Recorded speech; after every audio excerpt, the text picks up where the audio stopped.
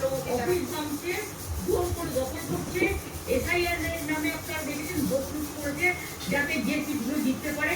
কিন্তু এখনো এমন 70টা সিট আছে, 100টা সিট আছে যেগুলো আমরা এগিয়ে আছি কিন্তু বলছে না। টোটালটাই মিথ্যে নিউজ আসছে। আগে ডিআইকিউ এই খবরগুলো দিত, কিন্তু তাকে কালকে চেঞ্জ করে দেওয়া হয়েছে।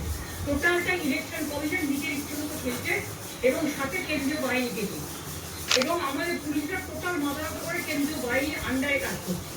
সুতরাং আমি সব আমাদের কাউন্টিং এজেন্টদের, আমাদের সমস্ত পার্টির কর্মীদের বলবো, অত মন খারাপ করার কারণ নেই। আমি বলেছিলাম সূর্যাস্ত পরে আপনারা জিতবেন, 3 রাউন্ড 4 রাউন্ড কাউন্ট হলেও এটা 14 রাউন্ড থেকে 18 রাউন্ড কাউন্ট হয়, তখন আপনারা জিতবেন। ওয়েট অ্যান্ড সি, ওয়াচ, আমরা সবাই আপনাদের সাথে আছি, আপনারা কেউ ভয় পাবেন না, নিশ্চিন্তে থাকুন, আপনার বামের বাচ্চার মতো লড়াই করে যাবেন। সবাইকে নমস্কার জানিয়ে বলছি।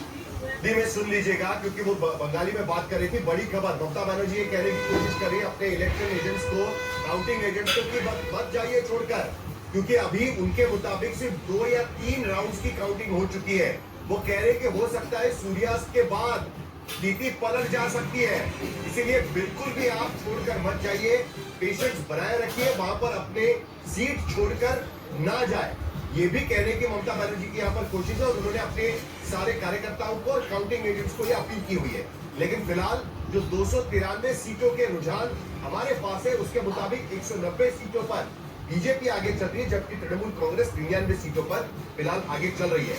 काउंटिंग सेंटर ना छोड़ने का ये अपील, और ममता बनर्जी के घर के बाहर बीजेपी कार्यकर्ताओं का जमावड़ा वहां पर शुरू हो चुका है। जहां पर ममता बनर्जी रहती है उसके बाहर बीजेपी के कार्यकर्ताओं का जमावड़ा, और जय श्री राम के नारे भी वहां पर लगाए जा रहे हैं, चिढ़ाने की कोशिश कह सकते हैं। क्योंकि इससे पहले जब जय श्री राम के नारे लगे थे तो एक बार ममता बनर्जी का वीडियो काफी वायरल हुआ था, जिसमें वो उतर कर डांट रहे थे। और तापस सेनगुप्ता, तापस क्या स्थिति है, क्योंकि ममता बनर्जी ये साफ संकेत दे रही हैं कि भाई सब इंतजार करो, इंतजार इस बात के लिए करो कि अभी बहुत शुरुआती राउंड है, 70 सीटें ऐसी हैं जहां पर काउंटिंग बहुत स्लो हो रही है, टाइम लग सकता है, मामला पलट सकता है, अपनी अपनी जगह पर डटे रहो, ये वो कह रही है। लेकिन कुछ लोग वहां नारेबाजी करके भी गुजर रहे हैं।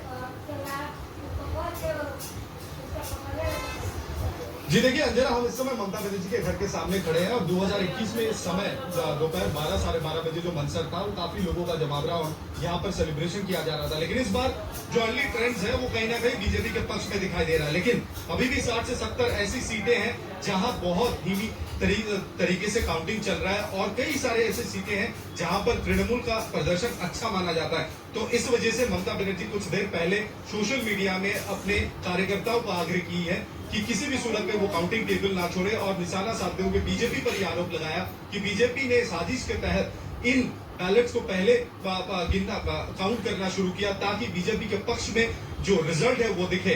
लेकिन फिलहाल सभी को ये तृणमूल कांग्रेस की ओर से क्या कहा गया है, ममता बनर्जी ने खुद कहा है कि अपने काउंटिंग टेबल को ना छोड़े किसी भी सूरत पे, जब तक पूरा काउंटिंग खत्म नहीं हो जाता तब तक। तो ममता बनर्जी ये संदेश दे रही है, लेकिन गृह मंत्री अमित शाह ने दूसरे फेज के चुनाव के दौरान प्रचार में जो बातें कही थी, उनका एक डायलॉग बड़ा फेमस हुआ था इस बार चुनाव में, क्योंकि बीजेपी के कार्यकर्ता कहते थे कि इस बार क्योंकि गृहमंत्री वहां डटे रहे तो उनको हिम्मत भी आ रही थी, वरना उनमें से कई लोग इस बात के लिए आशंकित रहते हैं कि टीएमसी के कार्यकर्ता उन पर अटैक न कर दें।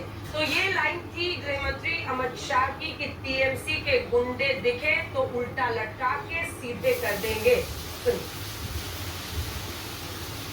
पहले चरण में दिल्ली के गुंडे घर के बाहर नहीं निकले हैं, और मैं दिल्ली के गुंडों को भी कहकर जाता हूँ, दूसरे चरण में भी मत निकलना, वरना 5 तारीख के बाद उल्टा लटका कर सीधा।